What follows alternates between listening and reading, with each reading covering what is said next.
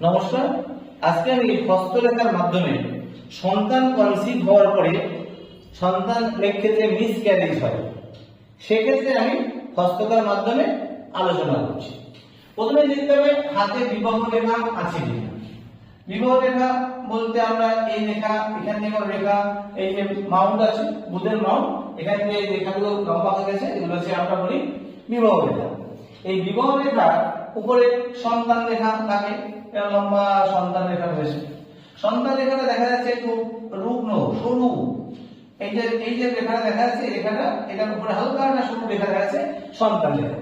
তো এই সন্তান রেখা, এই সন্তানটা কনসিভ হওয়ার পর সুস্বাস্থ্যবান সঠিক সময় সন্তান হবে না মিসক্যারেজ হওয়ার সম্ভাবনা আছে। সেক্ষেত্রে আমাদের দেখতে হবে ওই জাতিরা স্বাস্থ্য রেখাটা দেখতে হবে। এইটা স্বাস্থ্য রেখা, স্বাস্থ্য রেখা দেখা যাচ্ছে সুন্দর আছে, সেক্ষেত্রে সন্তান কিন্তু ভালোভাবে সঠিক সময় স্বাস্থ্যবান সন্তানই জন্মগ্রহণ করবে।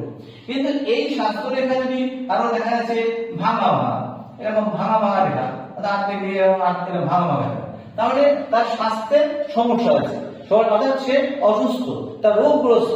এই রোগটা কি রোগ হবে? দেখা যাচ্ছে শুক্র পর্বতে জাম চিহ্ন রয়েছে, তিন চিহ্ন রয়েছে। তাহলে এখানে দেখা যাচ্ছে তার ইস্ট্রোজেন প্রজেস্টেরন হরমোনের ডিস্টার্ব আছে, অর্থাৎ শুক্র তার ডিস্টার্ব আছে। আমার দেখা যাচ্ছে রাহুর জায়গায় নেট চিহ্ন আছে, জাল চিহ্ন আছে, দেখা যাচ্ছে রাহু ডিস্টার্ব আছে। তারপরে দেখা যাচ্ছে এখানে মঙ্গলের জায়গাও ডিস্টার্ব আছে।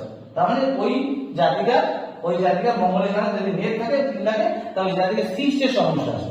তাহলে সেখানে দেখা যাচ্ছে সন্তান হলেও কনসিভ করার পরেও সে সন্তানের মিসক্যারেজ হতে পারে।